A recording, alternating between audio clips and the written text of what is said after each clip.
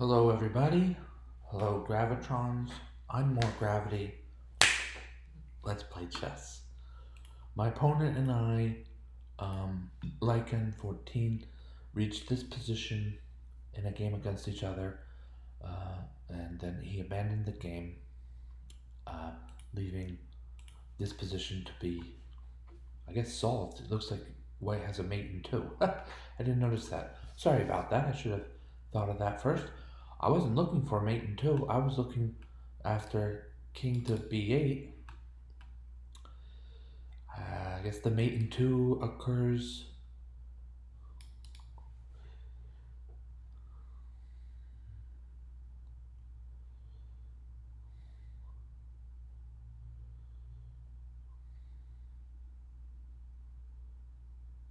Well,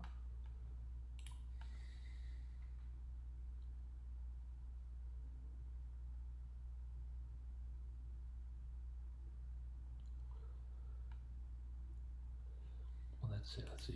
Black goes to the only available spot. It's a force move. Now it's a mate in two.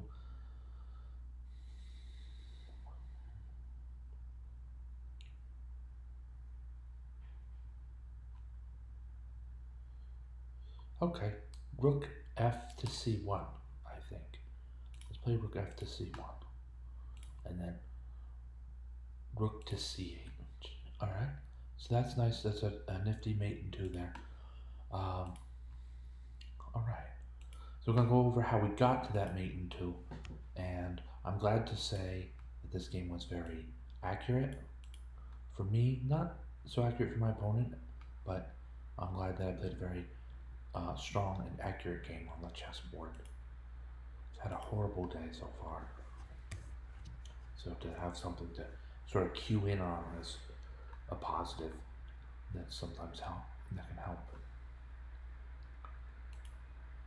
E4, D5, this is Scandinavian defense, and White will usually play knight C3 to develop with tempo by attacking the queen, who is currently on D5. And I've seen Queen A5, Queen D8, and a number of times Queen E5. Queen E5 today. So then I place my queen in opposition.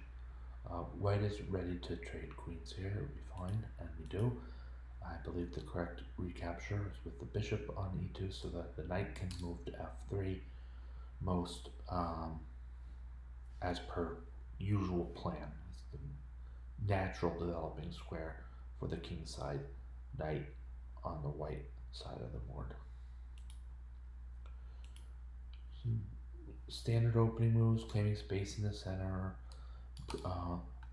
developing a bishop to d7,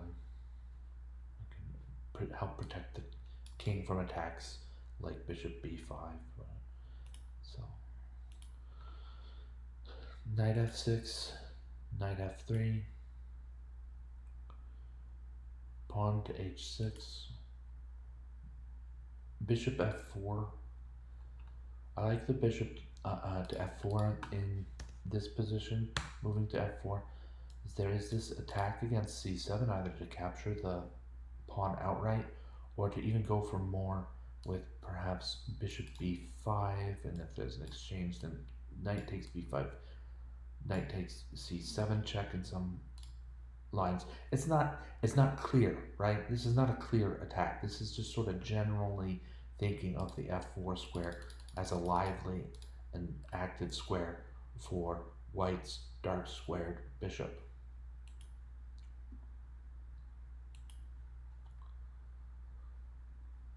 Knight to b5.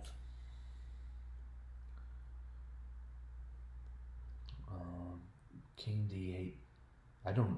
King d8. I'm critical. The evaluating engine and I torch 4-9 in the evaluation bar here. Very critical of king d8 here. How about king? Not even king, but how about queenside castles? Looks good for black. This could have been a mouse slip to place the king on d8 like that. It doesn't even cover the c7 square fully. It led to all the tactics in the game.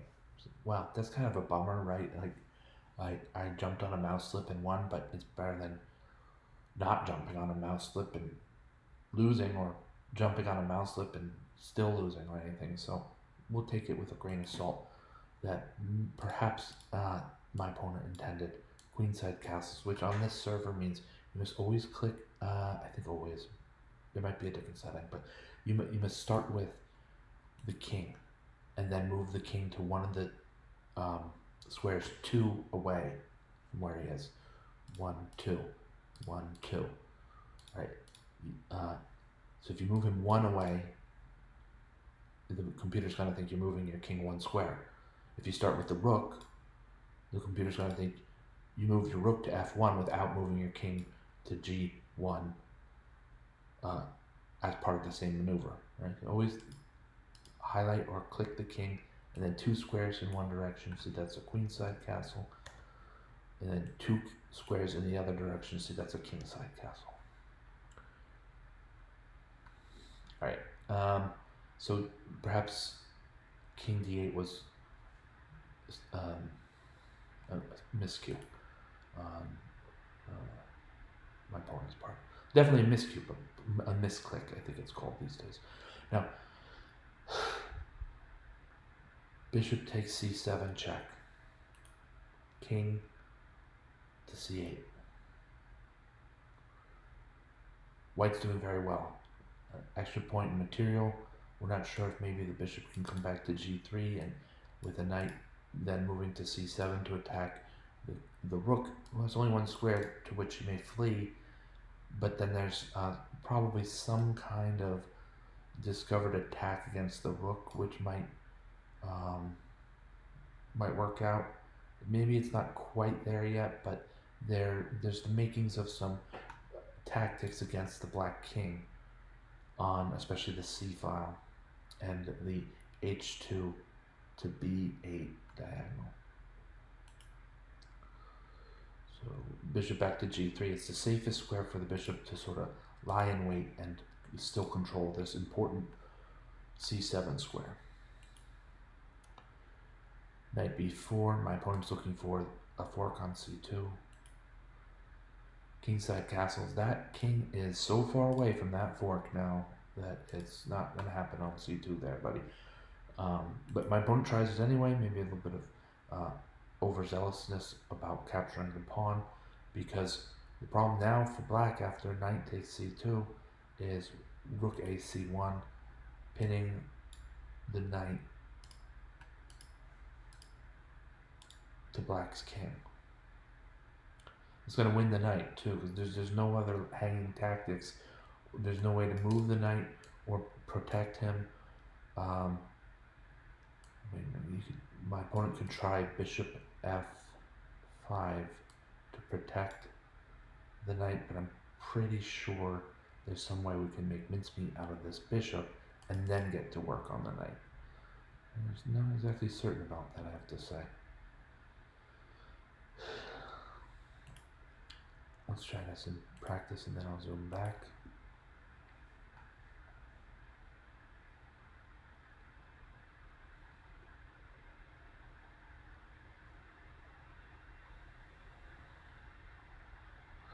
I can zoom, by the way. I'm a good zoomer. What does that mean? Not the app, like the onomatopoetic word that means to move really quickly. I was one of the fastest 8th graders in the world.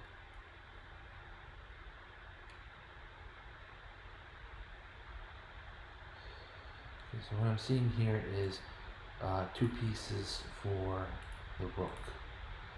It's not quite best move as determined by the computer. I don't see right away how to make this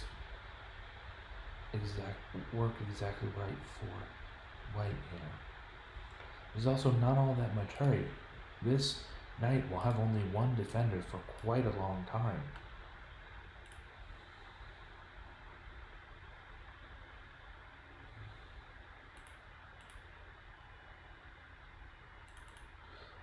Alright, let's take a hit. Bishop to e5. I was one of the fastest 8th graders in the world.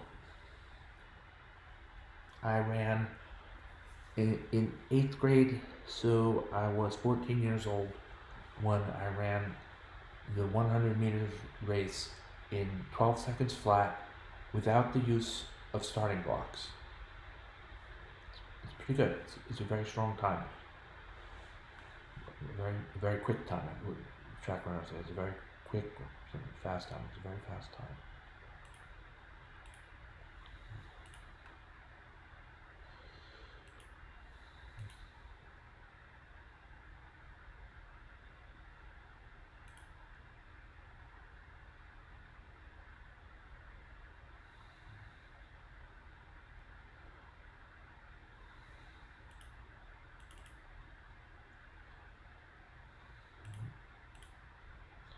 Bishop C7 check here.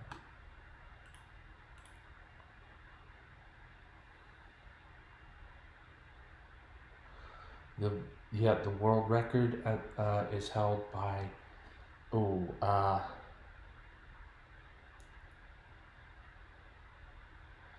last name Johnson. I don't recall his first name.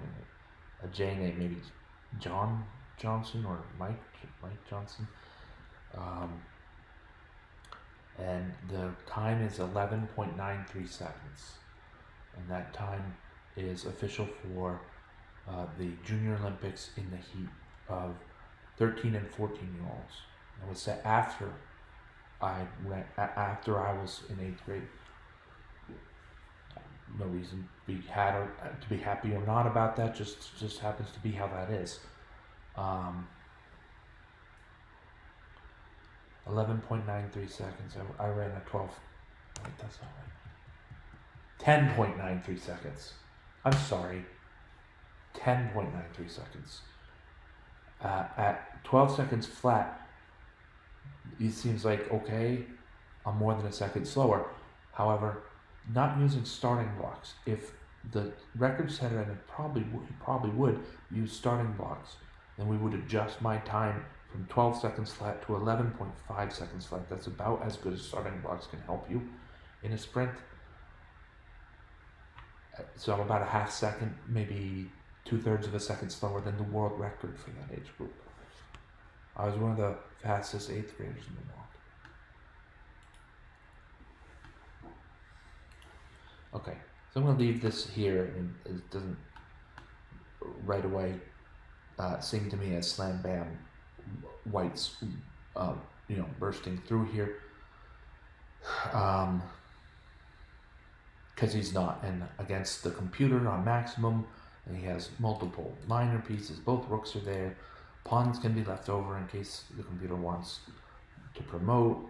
So the computer will beat me in this position. So I'm going to actually go back to here. Bishop takes b5. Bishop takes b5. And now there's no one to protect the knight on c2. This knight is lost. This attempt to sort of bully the bishop away is not a bad one. I'm going to capture on c2 with check first. And then we find, when is that? It looks like I found a mate in 5, and I might have gotten it, but I didn't have to. My opponent abandoned the game when it was as far as a mate in 2. What did we learn from this game?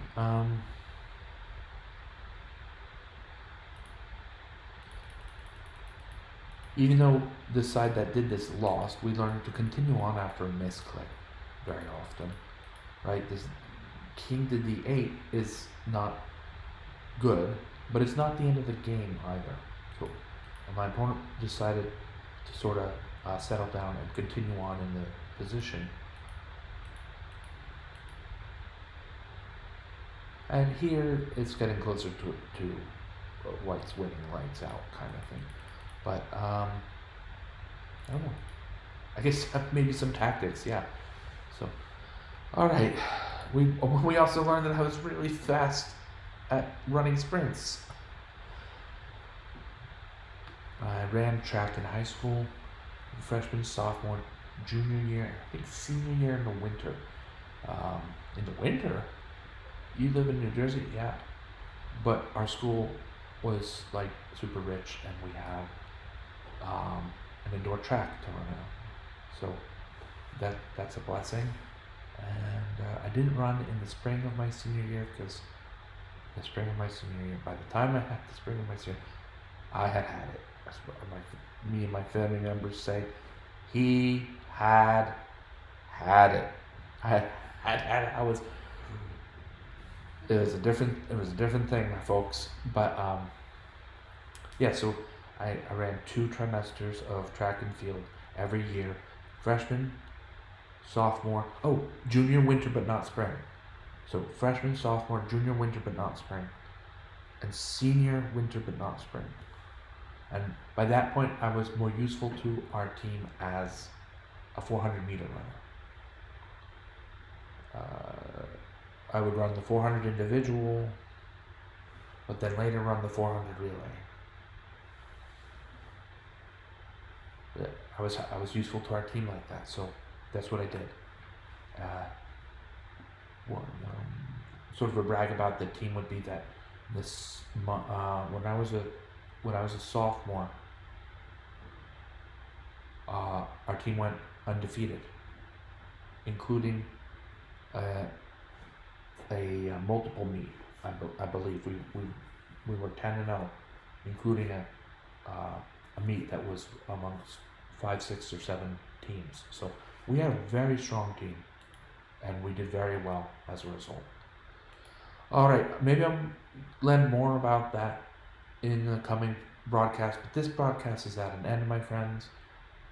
Thank you for watching. Thank you, Gravitrons. I'm more gravity. Have a great night.